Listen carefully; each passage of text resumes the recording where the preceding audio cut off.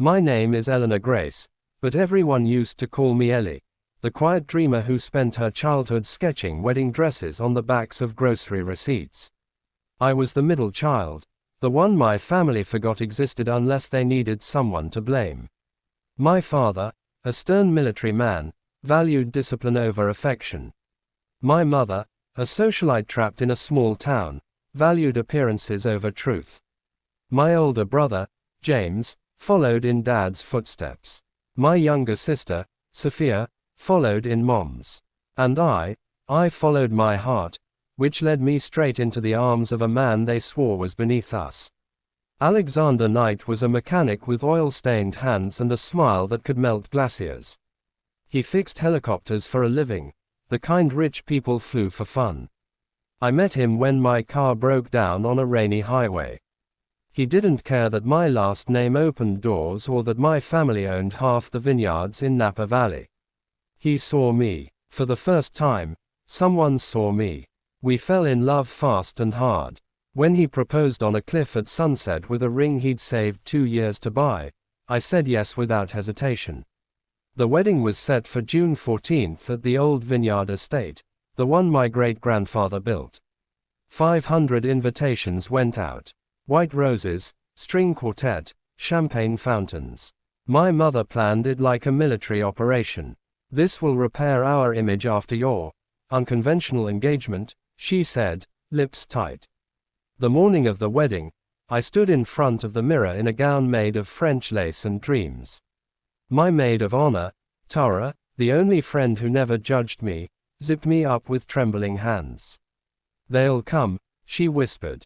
They have too. But they didn't. At 3 p.m., when the string quartet began Pachelbel's Canon, the pews on my side of the aisle were empty. Not one cousin, not one aunt, not even the distant relatives who showed up for free food. My father had sent a text that morning. We will not endorse this mistake. Do not embarrass us further. My mother left a voicemail. Eleanor, darling, think of the family name. James called me a disgrace. Sophia posted a selfie at the spa with the caption, "Some people choose chaos heart."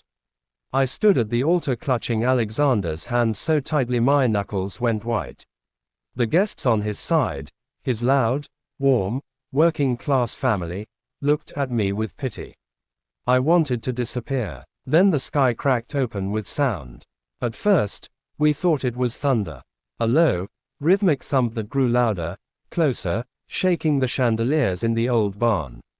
People turned. Phones came out. The string quartet stopped mid-note. A helicopter appeared over the hill, sleek, midnight black with a single stripe of the deepest royal blue I'd ever seen. It wasn't just any helicopter. It was a custom AgustaWestland AW139, the kind billionaires and heads of state use. It circled once, twice, then descended gracefully onto the lawn beside the vineyard, kicking up rose petals like confetti. The minister's mouth hung open. My mother-in-law dropped her champagne flute. The door slid open, and out stepped my father. In full dress uniform, medals gleaming, eyes red like he hadn't slept in days. Behind him, my mother in a navy silk suit, clutching a handkerchief. James, looking like he'd rather be anywhere else. Sophia, wide-eyed, phone forgotten. They walked down the makeshift aisle the helicopter had carved through the guests. My father stopped 3 feet away from me. For the first time in my life, he looked small.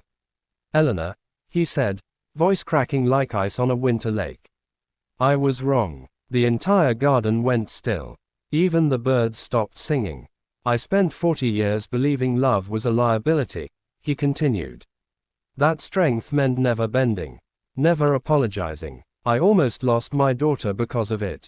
He turned to Alexander, who stood rigid beside me. Son, I judged you for the dirt under your nails instead of the gold in your heart. I was a fool. My mother stepped forward, tears carving tracks through her perfect makeup. We thought if we didn't come, you'd come to your senses. That you'd choose us over him. But watching you stand here alone, her voice broke. You looked braver than any of us have ever been. Sophia started crying. James stared at the ground. My father reached into his pocket and pulled out a small velvet box. Inside was my grandmother's sapphire ring, the one she wore the day she eloped with a poor artist against her family's wishes. Your grandmother told me once, he said, that real family shows up when it's hardest. Not when it's convenient. We chartered that helicopter from San Francisco the moment we realized what cowards we'd been. We're here, Eleanor. Late. Unforgivably late. But we're here. Alexander squeezed my hand. I looked at him, this man who never once asked me to choose between him and my blood. His eyes said, "It's up to you." I stepped forward. My veil caught the wind from the still spinning rotors, whipping around us like a royal cape. "I needed you here hours ago," I said, voice steady even as tears fell. "But I need you here now more." My father took my hand, placed the sapphire ring on my right finger beside Alexander's engagement ring. Then he did something he'd never done in my entire life. He hugged me. Not the stiff, obligatory side hug. A real one. The kind that says I'm sorry and I love you and I'm proud of you all at once. The minister cleared his throat. "Shall we begin again?" And we did. Beneath a royal blue sky and the shadow of the helicopter that carried my family back to me, I married the love of my life. My father walked me down the aisle the second time. My mother cried happy tears. James stood as an usher. Sophia caught the bouquet and smiled like she meant it. Later, when the dancing started and the stars came out, Alexander pulled me close. "I told you I fix helicopters for rich people," he whispered, grinning. "Turns out one of them owed me a favor. I called it in at 2:15 p.m. when I realized they weren't coming." I laughed through tears. "You chartered a royal blue helicopter. For me."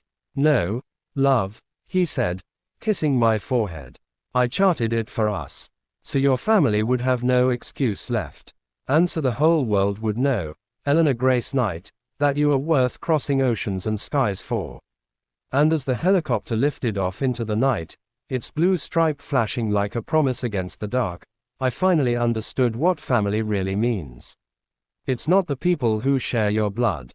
It's the people who show up, no matter how late, no matter how far they have to fly, when you need them most.